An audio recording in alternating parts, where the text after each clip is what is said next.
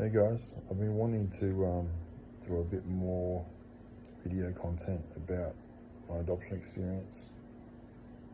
The trouble is, my brain just doesn't work.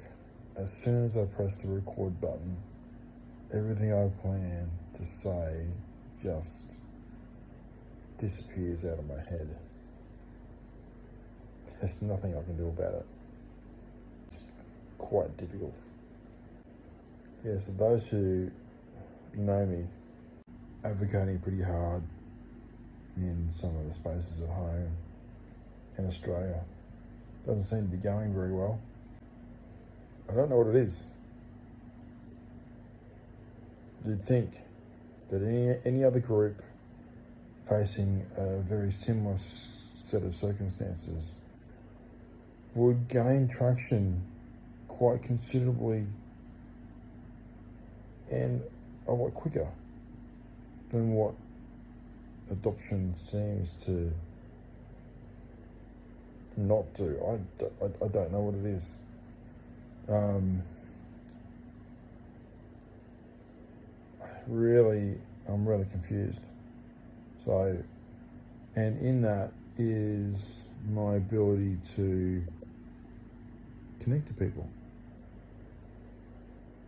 If my experience isn't being heard, what have I got to offer you? What do you want to hear? What don't you want to hear?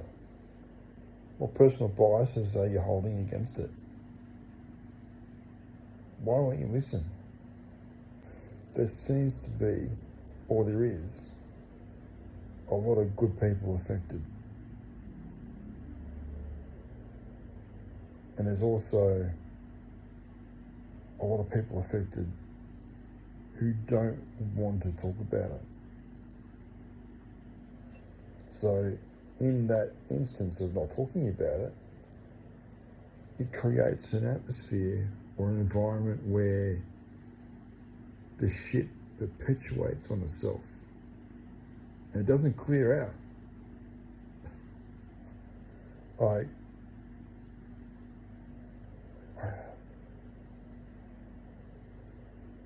what is it? Can you tell me?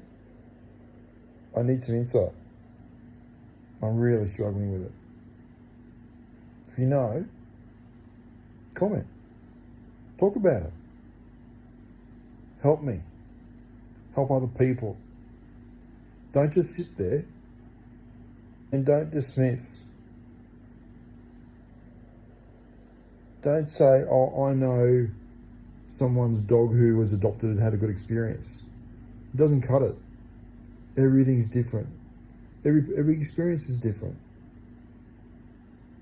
Just because you know someone who's adopted who doesn't speak out in an environment in their own family, maybe they're being pressured not to speak. Maybe they're being pressured into saying all the right words that you want to hear to make you feel good about it. But the second that you hear something bad,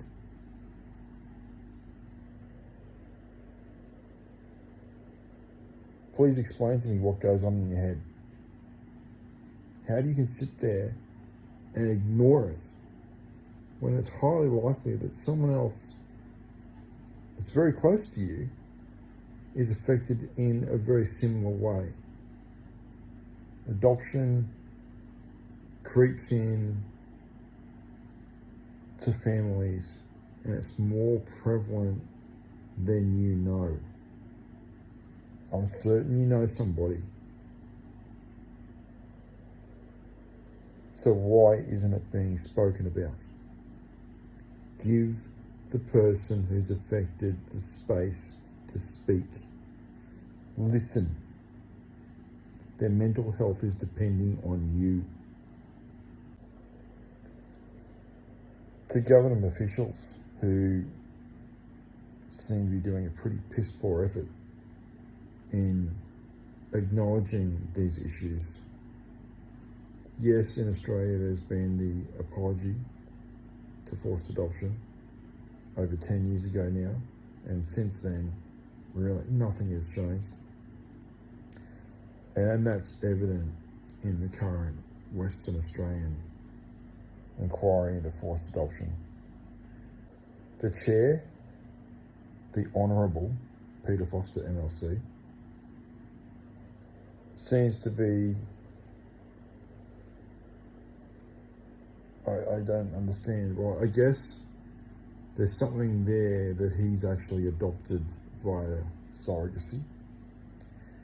And he seems to be entitled to the fact that he wants to push our experience under the table, under the rug, and sweep it away. He's in a position to do that. And he's succeeding.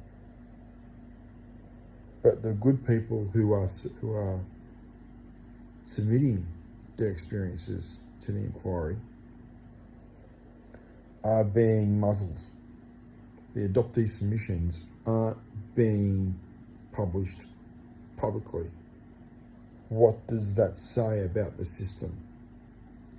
Other states are watching. I've had direct contact with a few other ministers in other states, and they are looking at the inquiry and looking at it, I would say, in a way to see what they can get away with also, not in a way where they should be stepping up and doing the right thing. They're seeing how they can sweep this under the carpet too. Are you going to sit there and allow this to happen? Honestly? Can you stand there in front of me in a conversation and look me in the eye and deny what's going on?